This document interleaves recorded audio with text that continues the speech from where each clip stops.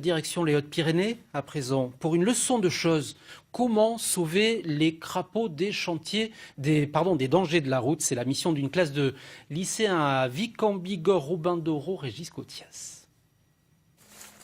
Une mission de sauvetage un peu particulière pour Philippe Bricot et ses élèves de BTS. En une demi-heure à peine, à l'heure du déjeuner, ils inspectent une dizaine de seaux. Ah, une grenouille. Des grenouilles, mais aussi des crapauds et toutes sortes d'amphibiens. En pleine période de reproduction, ils doivent traverser cette route près de Vic en Bigorre pour atteindre un étang et pouvoir s'accoupler.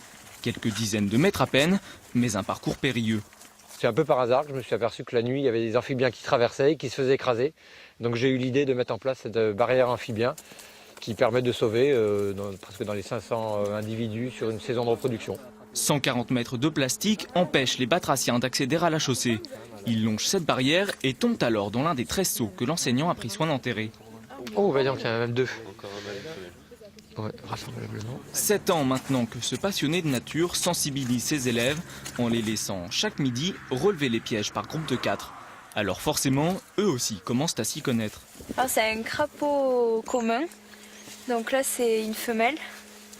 Donc pareil, elle a un gros ventre et elle a l'absence de callosité au niveau des pattes. Ce jour-là, la pêche est bonne. Une vingtaine d'amphibiens sont emmenés jusqu'à l'étang puis relâchés. Aujourd'hui, on a sauvé beaucoup de grenouilles agiles et des crapauds communs.